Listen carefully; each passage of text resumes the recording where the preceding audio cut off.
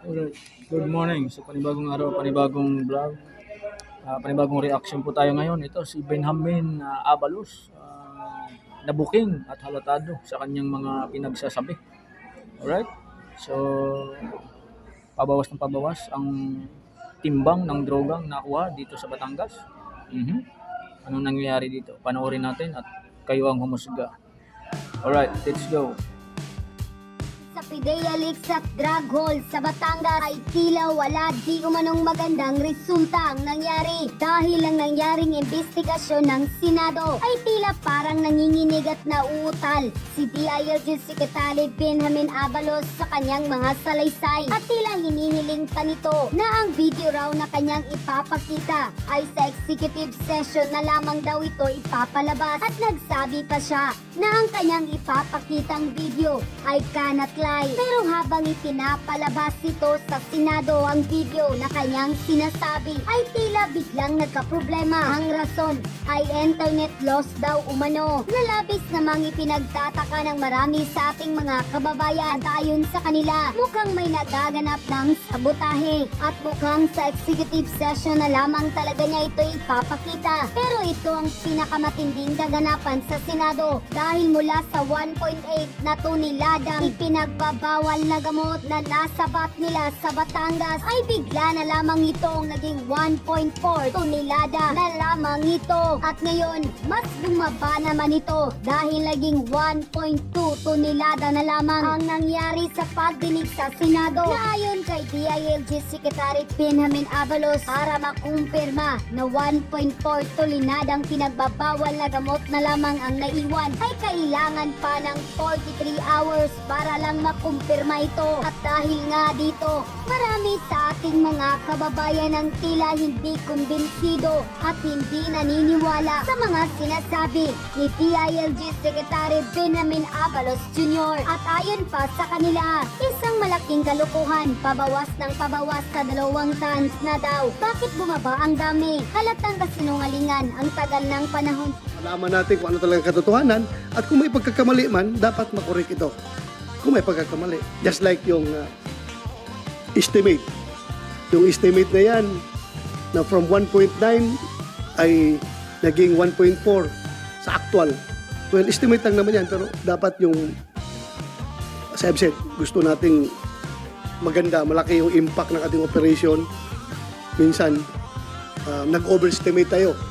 Pero sa atin, wala lang yun. Ako, I perfectly, wala akong pagdududa sa inyo. Wala akong pagdududa. Pero sa ordinaryong tao, kapag yan ay nabalita at nasaksakan ng mga komento, ang tao ngayon mag-iisip, isipin mo, yung point something of a gram ng shabu, that would mean the billability or non-billability of the case.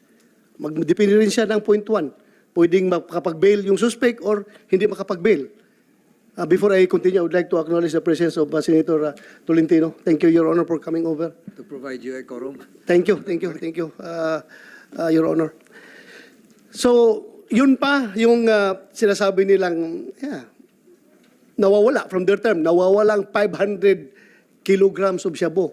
Hindi naman talaga nawawala dahil nga sa estimate lang, wrong estimate ang nangyari, di ba? So dapat maklaro natin ito dito. At pangalawa, yung bagong pangyayari ngayon na tayo palaging yung supply ng shabu ngayon, noon galit na galit tayo hanggang ngayon, galit na galit tayo sa mga Chinese dahil sila ang palaging nagdadala ng shabu dito sa ating bansa. Ngayon pala, ibang nationality ito, mga puti na. May American na, meron ng Canadian at this is a new monster na na-discover natin. At ang source, hindi na daw galing sa China or sa yung sinasabi nating triangle na yan, kundi Afghanistan na naman daw. So, ito dapat nating pag-aralan at ayusin para mag-improve tayo sa ating trabaho. At alam natin, yung mga Coast Guard, meron din silang sariling issue dahil sa kanilang kinalalagyan ngayon at kanilang mga capability status. Lahat na i-take up natin ngayon. So with that, I would like to yield the floor to Senator Francis Tolentino for his opening statement. No opening statements, Your Honor. Thank you, Senator Tolentino. So, first off is unahin natin muna kasi yung drug hole sa Batangas ay meron tayong you want to say something, sir? I will give you the floor. Senator Benhur Abalos. Maraming salamat po, Senator Chairperson Bato de la Rosa and the Vice Chairperson, Senator Francis Tolentino, sa lahat po ng mga kasama ko rito. Magandang umaga po. Una-una, kami po ay nagpapasalamat sa hearing na ito upang maibahagi namin ang talagang nangyari.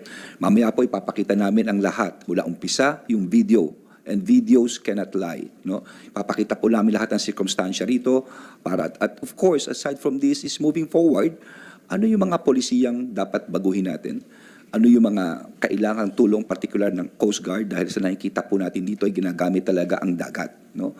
Ano po ito? At later on, Senator Bato, no, sana ay maunawaan nyo rin na mayroon tayong mga masisira na pag-uusapan at siguro mas mamaya mas mabuting pag-usapan na lamang natin sa executive session po. Maraming salamat po muli. Thank you, sir. Yung sabi mo na video palabas, sir, sa executive session na yun? O dito? Hindi po, baka pwedeng Dito? ipalabas ko na po. Okay. Okay? Yes, sir. Please, Kumsek, please administer the oath to all our resource persons. Thank you, sir. May we request all our guests and resource person to stand up and raise their right hand. Lahat po, sir. Yeah. Do you swear to tell the truth, the whole truth, and nothing but the truth in this investigation and hearing? Thank you very much. Please take your seats. Thank you, Kumsek. So, first we will tackle yung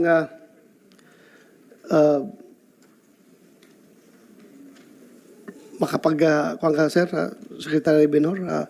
Okay lang kung unahin natin yung PDLX, then sunod na yung itong Batangas?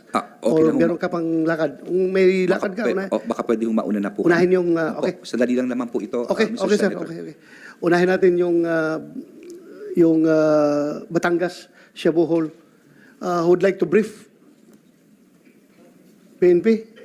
Meron kayong briefing dyan? Yes, Ikaw, sir, ikaw ako mag-brief. na po magsasalita po. Okay, Opo. please go ahead. You have the floor, sir. You have the floor. Muli, maraming salamat, Chairperson Senator Bato de la Rosa at sa lahat po ng ating mga nakikinig at nanonood po ngayon.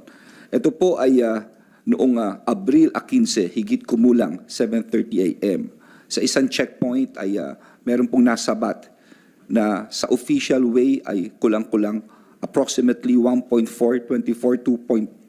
kilograms o nakakalaga ng approximately 9.68 billion pesos worth of shabu. No? Gusto ko lang nilawin, tama po kayo, Mr. Senator, dahil napakalaki po nito. Maraming sabihin na natin may issues, no? Pero on record, isa po ito sa pinakamalaki na naganap sa ating bansa. Now, let me show po to you yung pong mga nangyari dito. Audio, please. Video. Okay. Can we have the video, please? So, papakita namin sa video na itong... No, wala yatang connection. No. Yeah.